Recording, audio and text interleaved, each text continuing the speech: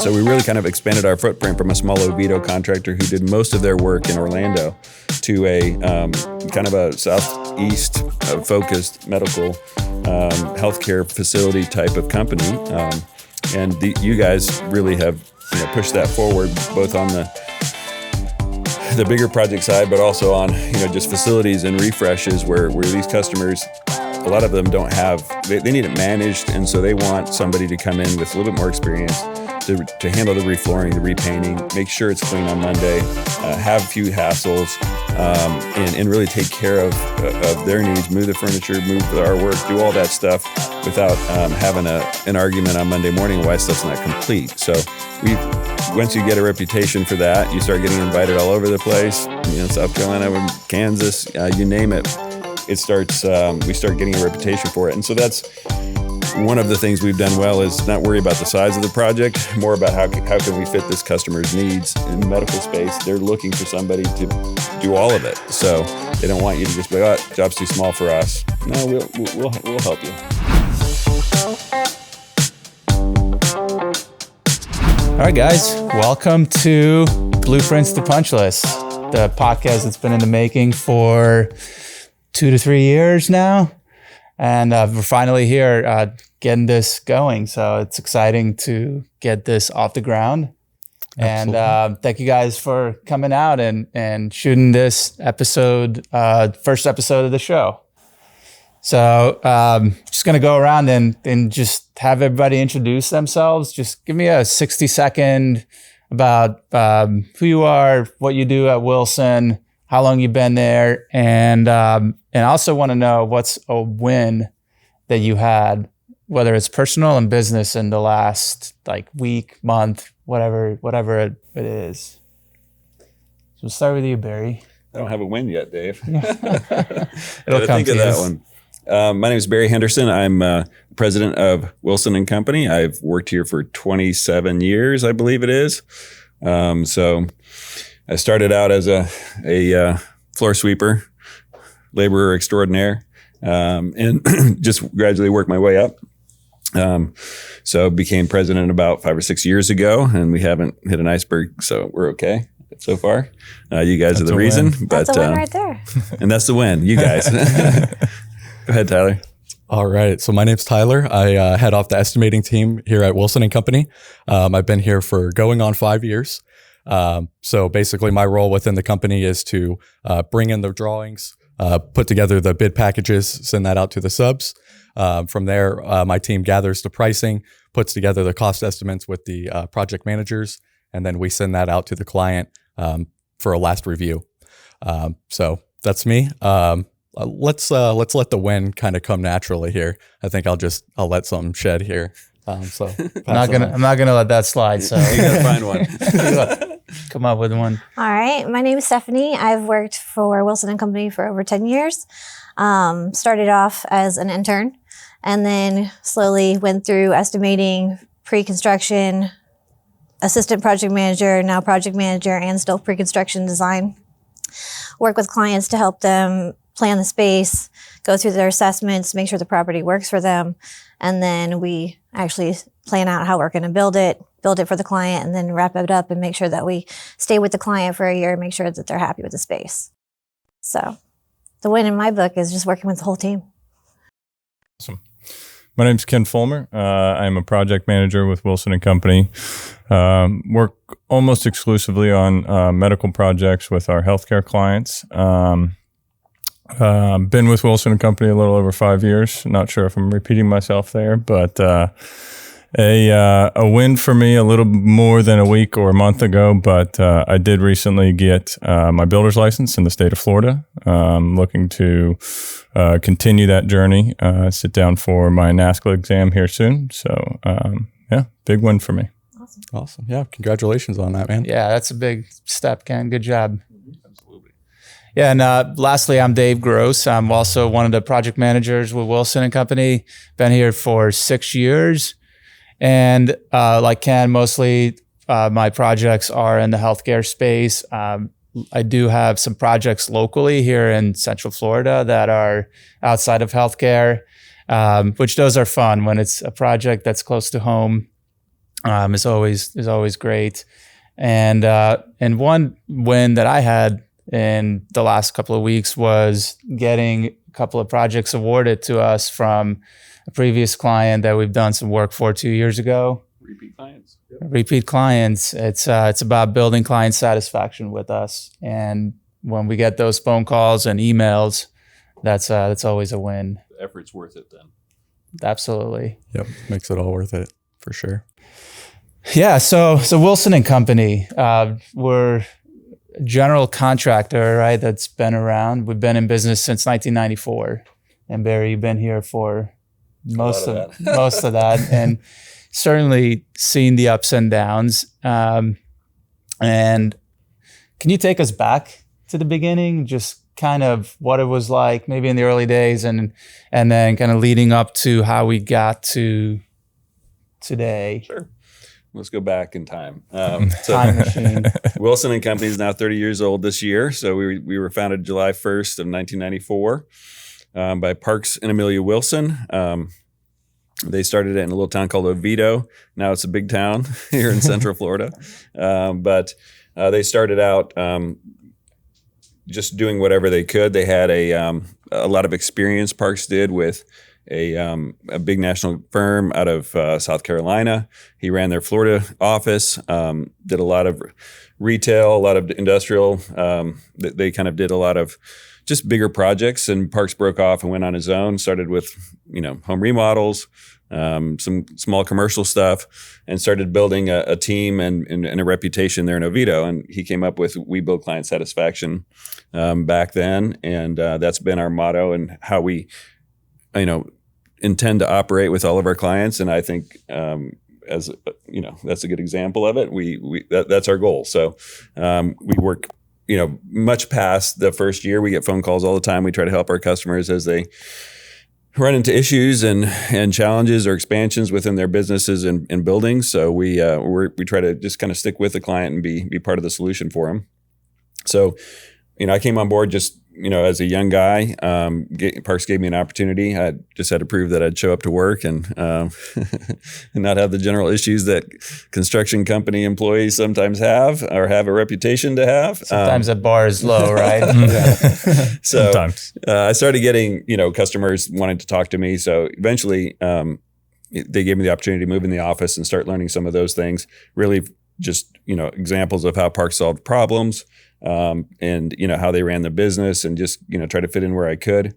I eventually got clients of my own.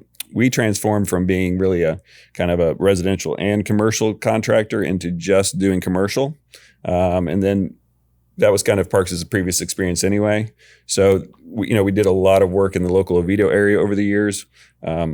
We also got a national client, Belk department stores, and for a small company, we could do these, larger projects, tilt up, all over the state of Florida, Georgia, and we did a couple of those a year for probably 10 years. But then economies change, Amazon comes along, and some of those opportunities, they're not building those big malls anymore. They're not doing that type of work. So we had to adjust.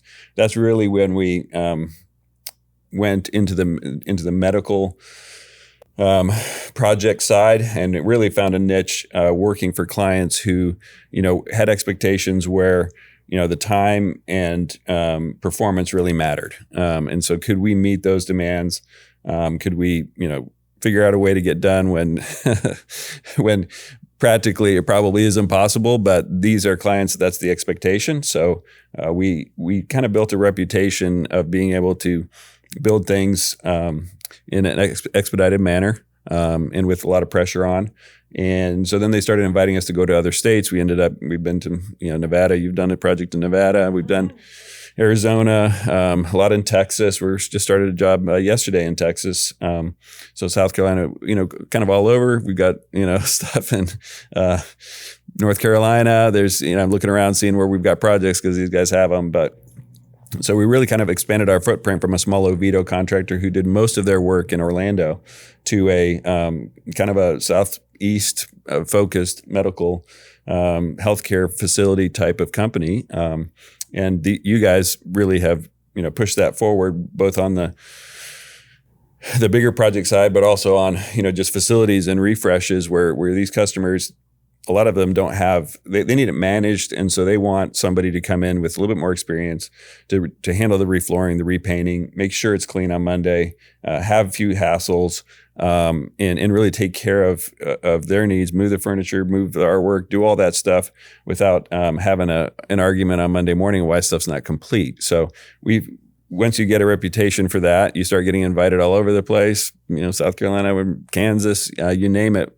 We start getting a reputation for it. And so that's one of the things we've done well, is not worry about the size of the project, more about how can we fit this customer's needs. In the medical space, they're looking for somebody to do all of it. So they don't want you to just be like, oh, job's too small for us. No, we'll help you. Because it's what I'm hearing is it's really about problem solving, like you said earlier, how Parks went from those initial bringing you into the office and really showing you how he solves problems, and then you take in that on your own, and that's what really led to where we are today. Is that's what we do for our clients nationwide. So guys, I mean, we're all involved in projects that are not just local but out of state or out of our area. Yeah, So, one of my favorite projects is actually in Live Oak, Texas. We went out there a few times because we started with the build out for the medical center, and then later we were invited back to build a pharmacy for them. And then much later, a few years later, they decided to expand into a recent suite that they've acquired. So, making sure that we have that relationship with them the whole time and knowing that the quality of our work meets their expectations, that to me is a win. Yeah, and just being willing to, to your point, to do the refreshes, the ground up work, kind of be a real partner for our clients in their efforts, in terms of the built environment, and then speed to market. As we all know, for the healthcare clients, speed to market is huge, and we've been able to figure out and gain a competitive advantage there. And say yes when maybe sometimes it's a little crazy to do so, but it has worked out. We have, we're completely transparent in those conversations, and we've really been able to perform. Yeah, because the number one driving factor a lot of times is meeting open enrollment. They need the center open so that way they can get the clients, the customers in, make sure that they have the space that they need available to them, and they can get the services that they need. Yeah, and understanding what your client is looking for. If it's price, and that's where Tyler comes in, and the team tries to find as many options around that and give them the choices around price. Other clients, it's really about getting open, so that they can start making money. So those are two different desires, and you got to understand what they're actually looking for, so you can give them, what they're looking for. Because it does get more expensive if the deadline is hard set, because we have to have subcontractors who ultimately perform every time, and so that eliminates some of the smaller ones that would probably give you a better price. And so understanding what the client is looking for is part of the challenge that we go through every day, because that's what we're trying to do, is build client satisfaction for all of them. And today's point, projects give it as much time as, as you give it. So, that's right. Sometimes you just have to find a way to get these projects done. And there's always challenges and problems, but that's where these guys shine, is working through them and finding solutions and making phone calls, working as a team.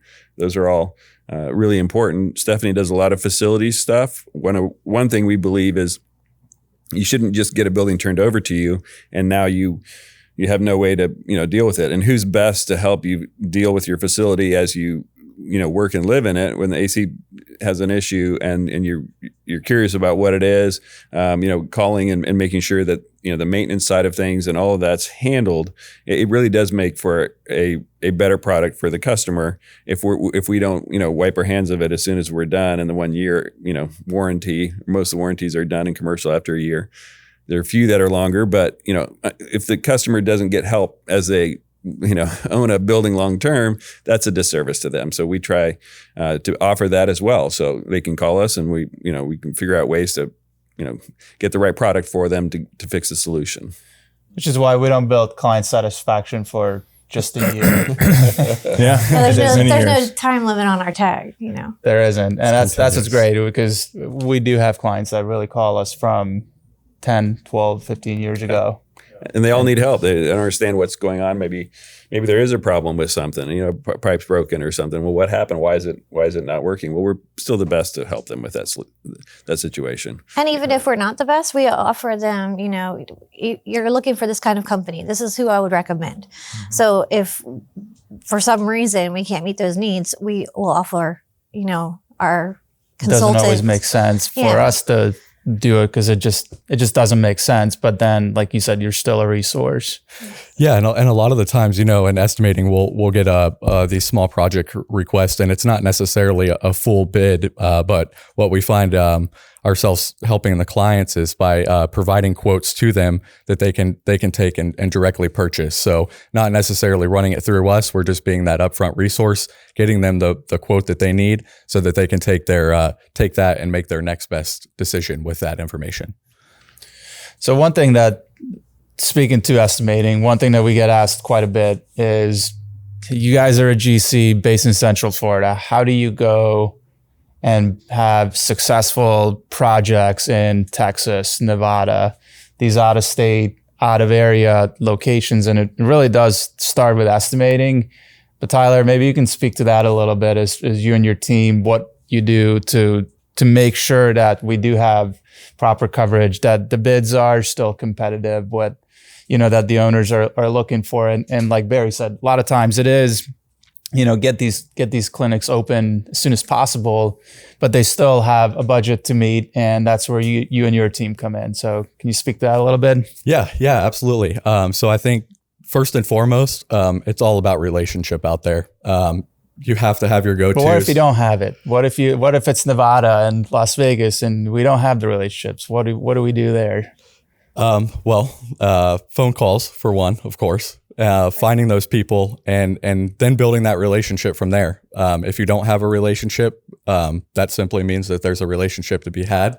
That's right. I love that. So I think just getting after it, finding out, having conversation with those subcontractors, right? Your first call, probably not going to be your go-to, but it'll certainly give you the information to start that next call, to put you in the right track. For instance, we're bidding a project out in Tucson, Arizona right now.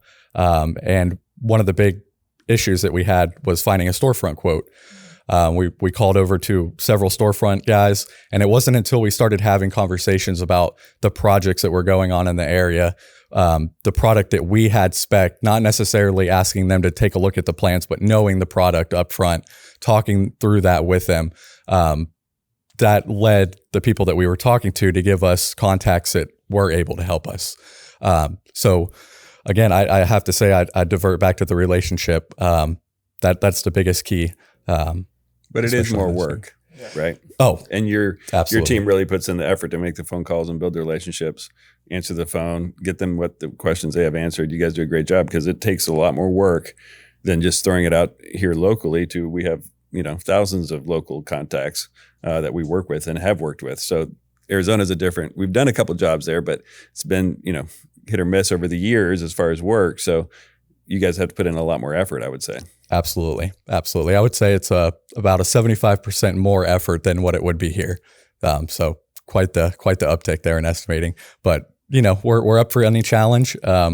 We try not to say no unless it's completely outside of what we're trying to do. Yeah, one for me, one cool way that I think you guys do that, and you can certainly speak to it better than me, but reaching out to local supply houses, right? The folks that sell the materials, that see those people day in and day out, is a good resource. And then it kind of builds on that familiarity piece that you were speaking to. All of a sudden, there's a name that you can reference, a supply house you can reference, to really initiate that conversation and kind of add some validity to what we're doing. Yes, and I think that's a great point.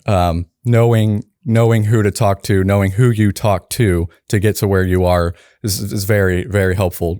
Going back to the storefront, it was interesting. We started calling these people and saying, "Hey, we talked to Joe over at Joe and Joe's Glass," and now all of a sudden they're looking at the plans without question. They're getting straight to it. It's a totally different conversation. So very important aspect there. Yeah, you have to get creative, and you got to build relationships. They got to trust you because And it's the same with when we start building, because they're not familiar with us. We're out of town. So they've really got to trust the team that we're going to, pay them, and we're going to, treat them fairly, all of those things, because likely we're not building another one in their area immediately. So it's not like here where the next jobs are coming. So it's a challenge across the board to perform well. But we've done it now very successfully for a number of years. But that's really the team, going to accounting has to, talk them through how we do things here. And we have to learn how they do things, both from the tax perspective and what the expectations on lien releases and all those kind of things. So it takes a team effort for sure on that. Absolutely. And it's not like clients have a dating app for their GCs, like who's the best fit. Maybe they should. They should. I was going to say, Stephanie, you might be onto something. Swipe right. That's us. We get onto that stuff. But yeah, the challenge is a constant in our industry, right? Like, just as a parallel, like coming here this morning, I had a perfectly laid out plan to drop my son off, get here on time and start this podcast. And then traffic had a different opinion on what that was going to be like. But we're dealing with people, right? Mm-hmm. We're, as the general contractor, we don't self-perform any of the work. So for us, the challenges are working through people, and it comes with leadership skills. And maybe you guys can speak to that a little bit on what that's like and overcoming these challenges, whether it's close to home or further away. Because at the end of the day, like I said, it is all about dealing with people and getting people to do something that you don't really, you're not there. We're not their bosses. We're trying to build those relationships. So how do we really approach that from our perspective? It comes back to the relationship piece, right? There's got to be trust on both sides of the table, right? Clients need to trust that we're going to perform and we're going to do what we say we're going to do. And then subcontractors need to trust that we're going to treat them fairly. We're going to get them paid, and we're going to work with them to get to our end goal, right? And then our superintendents have to trust that the subs will actually do what they say, hold them accountable to come in on time, have the amount of guys that they need to get the job done for the night, make sure that they push that project forward and that we don't fall behind. But if we do fall behind, they always have a plan. We'll work an extra shift. We've got extra people coming in. We can always supplement the labor, whatever we need to do to get it done. And the sub understands that. So, having that good relationship between the superintendent and the subcontractors on site, that's great. And with our company, we have so many superintendents with different personalities that there's always that mesh where you can find a great team. Yeah. And I think, and when we're dealing with new clients, I think setting that upfront expectation and giving them a clear path as to what we're looking for too, right? So we're by outlining what we are expecting out of the job upfront, first and foremost. That way, throughout the project, we're not having to consistently remind them. Although sometimes that does have to happen. But I think that clear expectation gets the ball rolling in the right direction, and can prevent a lot of hiccups along the way, right? If they know exactly what you're looking for, they can deliver on that expectation, rather than just going after it per se. So having clear communication, it sounds like. Exactly. And Stephanie, you touched on this, our superintendents. That's a huge key to our success. We have some guys that have been with us for 10, 15, 20 plus years. And we got some veterans, that's for sure. They Literally are veterans too. But it also speaks to the company that we build, right? The Barry had built. And that these guys are willing to stick around is because we not only treat our clients the way we want to be treated, but it's really our vendors and right down to our employees and our superintendents. They're just such a huge part of the success that we couldn't manage these projects from afar. They're in the trenches every day dealing with the hiccups and issues and inspectors and all those things, and really do a good job. And that's why I think this particular segment of the market fits our company well, because they've got so much experience in that particular, maybe not in that town necessarily, but certainly in what that client's looking for, what these plans are supposed to do, and what the ultimate goal is for this project. So they can really, kind of hone in on getting the job done for them. So I think that's helped us be, competitive in the healthcare market itself, because our team is built around it now. And although it translates into a lot of the other constructions that we do, we found that one in particular, our team is really, really good at. So that's helped. And the communication, like you said, Dave, it boils down to communication. If you're working with them, whether that's, in the estimating and trying to get, if you're not communicating well all the way through the project, and the customers, that's what they're expecting. If you're working with them, they're expecting good communication. They want to know what the challenges are, so they can work together to help resolve them. So it's communication. And they need to know, right, at any given point in time where we stand on the project. So back to your point with the superintendents, it's them knowing, all right, we need a lot of pictures, we need constant updates of what's going on, so that at any given point we can field a phone call and give them a real-time update. And not only that, but they also, when they get to site, they build the relationship with the staff on site to make sure that if there's any problems, they're the first ones that they call to handle it. No one really wants that long email trail that goes up to the client all the way back down to us. Being able to answer their questions, get them the information, make sure that they're happy with the space every day is very key, especially knowing, we're going to have an inspector in. This might happen. This might be what's part of the inspection requirements. You might hear some noises, or we're going to have to go in these specific rooms. So please make sure you have patients in those rooms at this time while we have the inspector here. So those clear communications between the access to the space, what's happening, the daily progress that we're making, having the on-site staff know what's going on gives them a better sense of security in the fact that we're confident with what we're doing, and we're making sure that you understand this is what we're doing to help you and make the space available and clean and get it completed on time.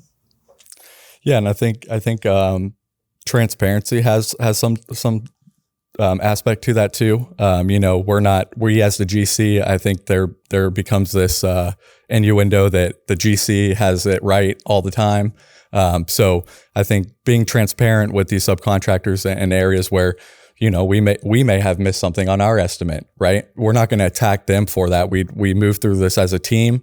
We accept responsibility. We accept that whoever made the error and just move forward. There's no reason to get stuck up there or start an argument. Not getting it right, not being right. Right. We just do what it takes to make it right and to build that client satisfaction. Right. I always say we're problem solvers, right? Albeit we don't want the problems. Without problems, us as project managers would really be out of a job, right? And that's what we do well, right? We communicate well. We hope to communicate well. We hope to organize things well. We hope to put a plan together that we can really execute upon, right? We're not the block mason that's been doing this day in and day out for 20 years, right? But Tyler's going to find them. We're not, the steel guy that's been swinging trusses for a long time, but Tyler's going to find them, and we're going to work with them, and we're going to put those pieces together so that we can put forth a product that is of quality and hopefully on time, right? Well, and you rely on your subs. Like you said, as general contractors, we do everything as part of the construction. So we're hiring a lot of these trades, and we are not an expert in fire alarm, fire sprinkler, block mason, concrete, metal, you name it. Those subcontractors are the experts in their particular field.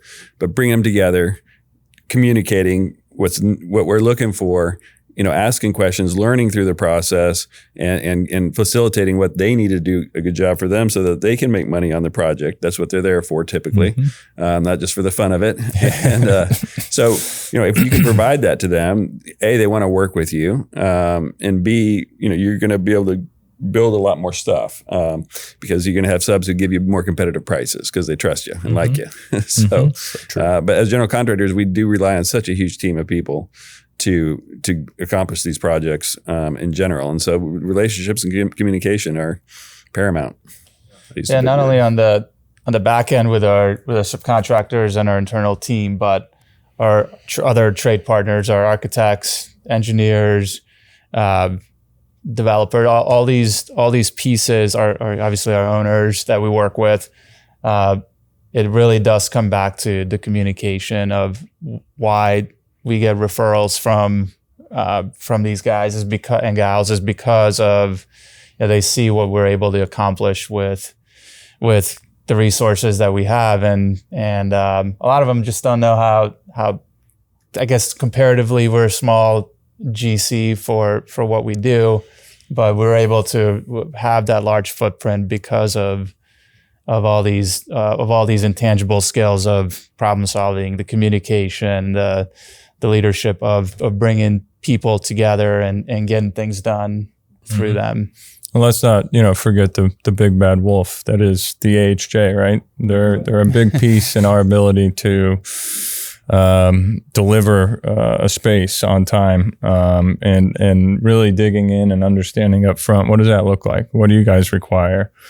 Can we get some meetings to discuss what you guys will need, what you want to see, so on and so forth, so that we don't hit those roadblocks at the last hour trying to deliver a space. And so Ken's referring to AHJ as authorities having jurisdiction, which is really like your fire marshal, your inspectors. In a ground up project, there's going to be, all kinds of development side of inspectors and different authorities that have jurisdiction over your project. And figuring out what they're going to want at the end or through the process is critical to be done. And it's different in every town and county and city and state. So you can't ask too many questions of those guys to make sure you get it right and don't slow yourself down. So that one's a key one. And that takes some experience when you get a couple bad news. A few fails. And we don't do things perfectly. We don't claim to. We're just claiming to put in the effort to try to get through these challenges of construction and get to what the customer is ultimately needing, which is to be open and making money in a business. And that's what we're trying to do best. So. Yeah, so we've touched on the types of projects that we handle, touched on many of them, which is, Cam mentioned, ground up, interior build outs and renovations, refreshes. And one thing that is so prevalent in the healthcare medical space is these open clinic phased remodels, or projects that I just wanted to touch on that because those take an extra level of planning, of executing, and we all have had experiences with them, and just wanted to get you guys' thoughts on what those projects look like, why we've had success with them, and just your overall feedback around those. So I think part of the key point when you have a phase project is have that discussion with the client ahead of time, with the center staff ahead of time, so they know which areas of the facility are going to be closed off to them, what they don't have access to anymore, in order for us to have the space for construction. We want to make sure that it's blocked off, that they don't have access, so that way no issues happen with safety. It also gives us the opportunity to get that space completed before they are moved into that space in whole. So in a few cases, we have rooms that they currently have that are being built into the other side. So when this other side is open, they can actually use those spaces, and then we'll take the spaces originally, say like a break room or an activity room, we'll give them a new one, and then that space will have to then be turned over into new offices or different rooms for the patients. So in those cases, we want to make sure that they know which offices are going to have staff that can use the space for now. When they move over, which offices they're going to be getting, so that way that transition happens pretty easily. And part of that also is making sure that the IT, low voltage equipment, anybody with the computers, the networks, the phone lines, they're all involved in the conversation with us, so they know what the phase plan is, what spaces are closed off in certain areas, when they're going to be open. And as it progresses, we say, get ready to move your stuff in, do any pre-wiring you have. Let's get it all set up, so that way when they do transition and move over, it's a quick setup, get them started, and then we can move into the other space and close that off, get that completed, and then the project in whole is finished. Yeah, I mean, occupied remodels are the best of both worlds for our clients, right? They continue to get to bring revenue through the door, serve patients, and they also get to get a refreshed or revamped space, whether that's to bring a space into the program and the overall kind of look that they're trying to achieve, or they've got outdated finishes that they just need to upgrade to better serve their patients. But for us, right, it's kind of worst case scenario, right? We're trying to do something. When you run into an issue at 3 a.m. on a Tuesday, it's pretty difficult to run to Home Depot, grab what you need, run to the supply house, grab what you need. So there's got to be, to your point, all comes down to the communication with all parties involved, right? Communicating with the center, communicating with subs, communicating with superintendents, communicating with the owner to make sure there's clear expectations. And I think if you're also in a much more on-demand situation because the safety of both the people who, you're occupied. So there's people working every day during the day. There's patients or clients, people in the space that you've got to have a plan to, keep it clean, keep the dust and safety stuff under control and keep it maintained throughout, multi-week projects typically. So it's a much more challenging situation, but to Ken's point, they can stay operational. The patients in that area can still be seen through the process. So it gets to be more costly for the client, and it extends the time frame of doing the amount of work, and it makes the cost higher to do it that way. But it's typically what the client needs. We would prefer everybody leave, we do the work, and then they can move back in. But that's not what the client's looking for. So one of my favorite projects was actually in Hialeah. We did a multi-story building. We had to refresh a few floors at a time, and just working through who had access to the elevator, when the building was open, when the parking lot was available. So working through those were some fun challenges. I have slightly different memories of that project. Fun is one word. We'll get into that in another episode. So this has been good, guys. I appreciate, again, coming in here, kind of sharing a little bit about what Wilson and Company does. And really, the goal and focus of this podcast is really about our clients and just kind of continuing educating the medical community, the healthcare clients that we're looking to serve on what it takes to take these projects from start to finish all the way through, and really just the various components and pieces that they need to think about when they're looking to get one of these projects off the ground. Good job, guys. So thank you, and we'll see you on the next episode.